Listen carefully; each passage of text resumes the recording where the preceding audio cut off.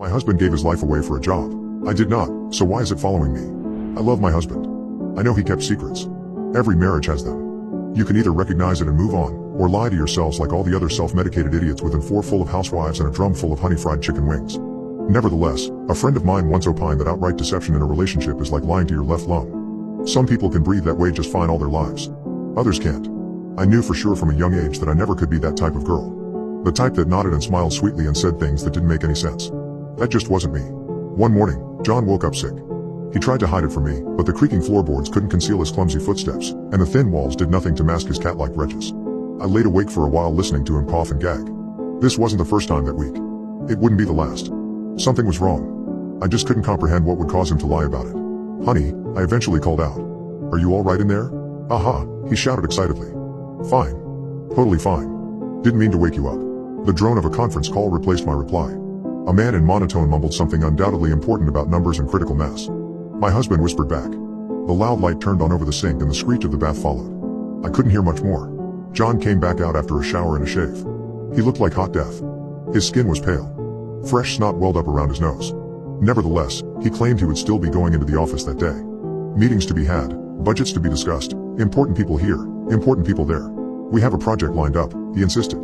"A big one. The type that can finally get us out of this old house." We had argued about the topic before. Nothing could keep my husband from an honest day's work. I typically played the slacker to his overachieving ladder climber. But this time was different. He breathed differently, as discussed, literally and figuratively. "You are going to get the whole office sick," I snapped.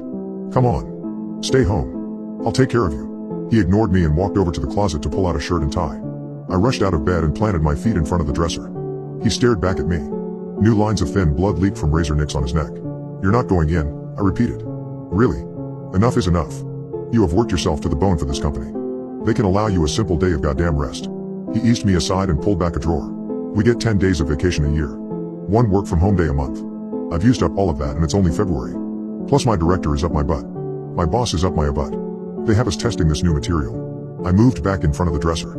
"Ah, what's the point? You don't care. I don't care. Nobody cares. But it's work that needs to be done, and it pays well, and we don't make enough money as it is."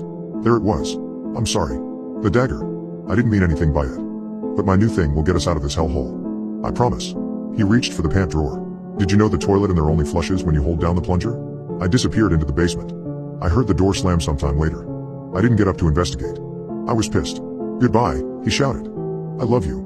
John got home late that night, sometime after 8, as announced by his hacking coughs and relentless sneezes. I greeted him in the kitchen with some tea and cold medicine. He shrugged it aside and collapsed into a chair. Sweat leaked out from the armpits and belly of his button-down blue shirt. "No tea," he groaned. "Water. Please." I nodded and went to fetch it. He grabbed the glass and winced in pain when a little spilled on his hand.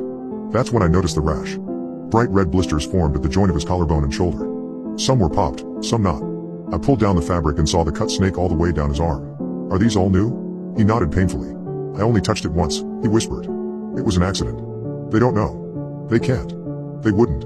If they knew I touched it, they wouldn't have let me leave. Right?" I grabbed his hand. The skin felt loose. "Slow down. What did you touch?" He considered the question for a second. "Nothing," he muttered. "I don't know. I'm fine." "Clearly not," I laughed. "You need to see someone." "No," he sighed. "I'm fine. Please. They'll know." I relented in a compromise to see a doctor in the morning. We slept in separate beds that night. I set up cooling pads in the guest room and brought in a half-dozen humidifiers. The room had an awkward sort of glow to it with all the different lights. The aromas made it feel kind of like an underground rub and tug. John traipsed in and buried himself under the covers. I kissed his forehead and it felt cool and clammy, but not feverish. I had hoped that meant the effects were subsiding. "Thank you," he kissed me. "This helps." "Dr. Tomorrow," I repeated. "Dr. Tomorrow," he agreed. I watched television for a little while. John fell asleep before me. The raspiness of his snore mixed in with the drone of the rain. I fell asleep to the episode of Friends where Monica gets her head stuck inside of a chicken. I woke up to a skittering in the halls. I don't know any other way to describe it. We have 2 cats. Sometimes they chase each other around in the night. This would be like that if the cats were the size of bulls. Picture frames fell down the hall. The walls buckled. The floor shook. Something enormous growled and something bigger hissed back in response. I reached for my phone on the nightstand and slammed the screen with half-open eyes. 3 in the morning. The house grew quiet. I waited hopefully for my husband to get out of bed. I assumed an animal got inside. I knew he kept a baseball bat in both closets. I wished then that we had a gun. I could hear this low sort of vibration. I reached around and felt for the source. I realized then that both cats were in bed with me. They stared back with wide eyes piteously. The house was still quiet. A loose floorboard creaked by the bathroom. Then another one in the kitchen. A door creaked open. Then silence. All of a sudden a rush of scattered footsteps sprinted for the dining room. My china cabinet fell along the way. A voice howled an oddly interpretable victory as the remains of my teetering glass figurine shattered into pieces all over the floor. I got out of bed. I am not a formidable girl. I don't have any fight experience whatsoever. I tend to be more well-versed on the flight side of things, and every instinct in my body told me to get the hell out of that house. There are no windows in my bedroom. I was on the second floor. I needed to make it down the stairs and out the front door for my plan to succeed. I reached into the closet and found the backup bat for safekeeping. The floorboard outside my bedroom only creaks if it's hit dead on. I danced around that broken piece of garbage like a ballerina. I looked in the guest bed and saw my husband wasn't in it. I should have stopped there. But something urged me forward. Call that curiosity or just plain stupidity.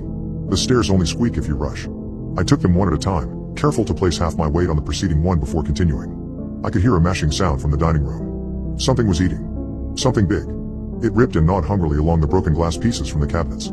I turned the corner and wished I didn't. My husband was laid down across the floor. He was dead, as evidenced by the blood-covered wound on his neck, and the glazed look in his eyes. Something was eating him. I couldn't see the full shape of it at first. His legs pulled and ripped like a broken antelope on the savannah before his entire body flipped over in favor of the meteor backside. I held the bat over my head. My feet followed their one foot after the other routine. Time slowed to a crawl. I could hear my every breath. Then a voice completely shook my battle trance. "Honey?" The corpse went still as the shape behind it stood up. It was him. My husband walked over to me gracefully. Blood dripped down from his lips. He wiped at it awkwardly, like he'd just been caught snacking on ice cream. The blisters were gone. All of the sickness from the previous day seemed to be erased. He smiled and gestured smoothly at his own body on the floor. "What the hell? I can explain that," he whispered. "Why don't you just relax?" I swung once and the bat connected with his jaw. He grimaced for a second, looked back at me, and grinned. "I made a mistake, honey," he started. "White Valley made it right. Good as new. New me. Can't you see? I'm fine. Really. I am completely fine." I hit him again. "Honestly. We are good," he spit out a tooth. "But we won't be if you keep this up." John reached for the bat and the next few moments happened in a blur. I pushed him back, he fell to the floor, and I went for the door. I found the handle and raced out into the cold before remembering my keys. I opened the door one last time and snatched them from the ring. I looked into the house one more time and noticed John wasn't chasing me. He had returned to the corpse of himself on the floor, with a long knife at the ready, tearing apart the easy bits. I did all of the things you might expect.